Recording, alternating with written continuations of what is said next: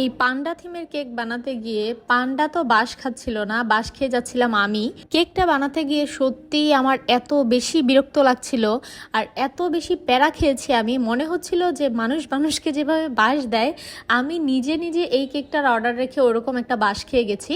তো যাই হোক, কি হয়েছিল আর কেনই বা এই কথাটা বললাম অবশ্যই বলবো। তার আগে একটু বলে দিচ্ছি, আমরা শুধুমাত্র গাজীপুর জেলার ভিতরে কেকের অর্ডার নিয়ে থাকি, গাজীপুরের বাইরে কেক ডেলিভারি করা হয় না। এমনকি আমাদের লোকেশন হতে আপনার লোকেশন যদি গাজীপুর হওয়া সত্ত্বেও দূর হয়ে যায়, সেক্ষেত্রে আমরা আর কেকটা ডেলিভারি করি না। তাই ইনবক্সের শুরুতেই আপনাদের ডিটেলস লোকেশনটা আমাদের সাথে শেয়ার করবেন।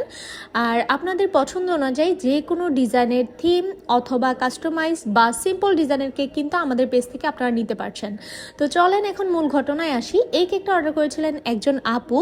মজার বিষয় হচ্ছে উনি হচ্ছে আমার বোনের ফ্রেন্ড, তো এটা আমি জানতামই না। এই কেকটা ডেলিভারি করারও আরও অনেক দিন পরে আমি জানতে পারি। যাই হোক, এখন চলেন কেকটার ব্যাপারে একটু বলি।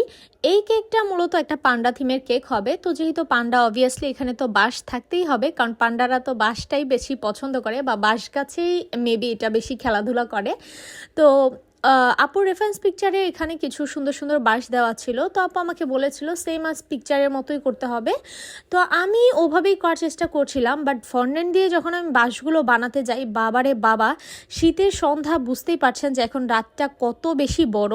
তারপরেও আমি ঠিক মাগরিবের পরে কাজটা করতে বসেছিলাম, আর আমি দেখলাম যে রাতের প্রায় 11:30 বাজে। মানে এতক্ষণ আমি এই কয়েকটা বাঁশ, যেগুলো আপনারা কেকের মধ্যে এখন বসাচ্ছি দেখতে পারছেন, এই কয়েকটা বাঁশ আমি এতক্ষণ সময় নিয়ে বানিয়েছি।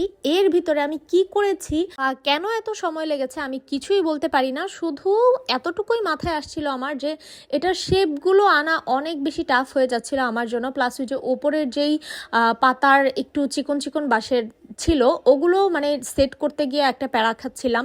প্লাস আবার একটা শেপ ছিল, মানে মাঝে একটু ভাঙা ভাঙা থাকবে, তারপর ওই যে সাদা যেই ডটটা দেখতে পাচ্ছেন এরকম থাকবে, যেন এটা একদম রিয়েল বাঁশের মতোই দেখা যায় দেখতে। তো সেটার জন্যই মূলত এখানে আমাকে অনেক পরিমাণ স্ট্রাগল করতে হয়েছিল।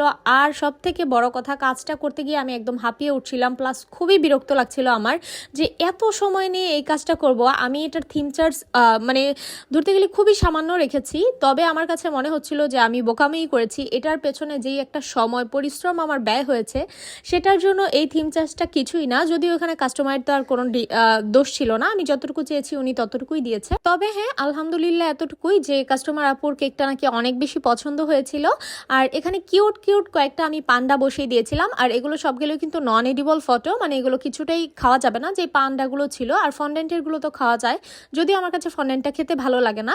আর লাস্টলি আমি এখানে কিছু সুগার বল দিয়ে আমার ডেকোরেশনটা কমপ্লিট করেছি। তো কেকটা কেমন লাগলো আপনাদের কাছে অবশ্যই জানাবেন। আল্লাহ হাফিজ।